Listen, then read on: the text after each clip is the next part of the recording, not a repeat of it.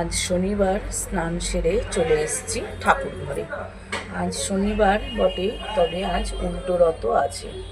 দেখো, ঠাকুর ঘরে এসে সুন্দর করে সাজিয়ে নিয়েছি আমার গিরিশোনাকে। আজ একটা নতুন পাগড়ি পরিয়েছি।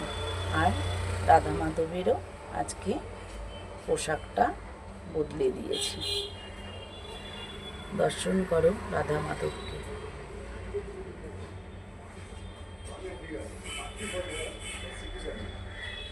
সমস্ত দেবদেবীকে দর্শন করো। আর এখানে রয়েছে আমার জগন্নাথ। জয় জগন্নাথ। জগন্নাথ, সুভদ্রা, বলরাম।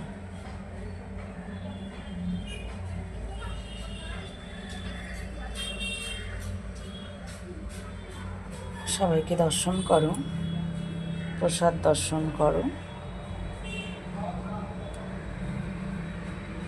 পুজো করে নিয়েছি, আরতির ফুলগুলোকে গোপুসোনার কাছে দিয়ে দেব। তবে আজ আবারও আসবো ঠাকুর ঘরে পরে। ভগবানের জন্য একটু ভোগ রান্না করব, করে নিবেদন করতে আসব। তখনও তোমাদেরকে আসবো নিয়ে দর্শন করানোর জন্য।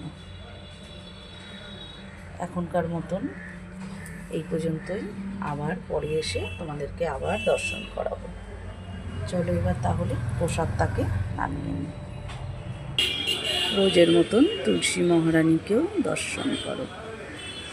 জয় মা তুলসী, তুলসী মহারানী। চলো তবে এখন রাখি।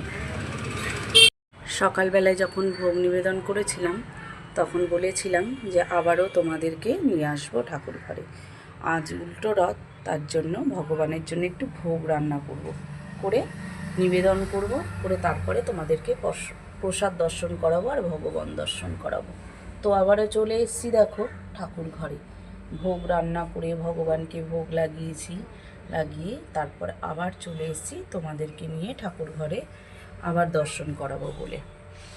আজ উল্টো রথ, তার জন্য ভগবানকে দেখো একটু ভোগ রান্না করে দিয়েছি।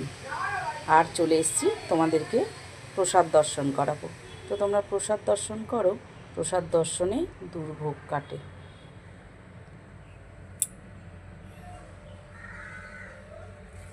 সবাই মিলে বলো জয় জগন্নাথ, জয় জগন্নাথ, জয় জগন্নাথ, সুভদ্রা, বলরাম।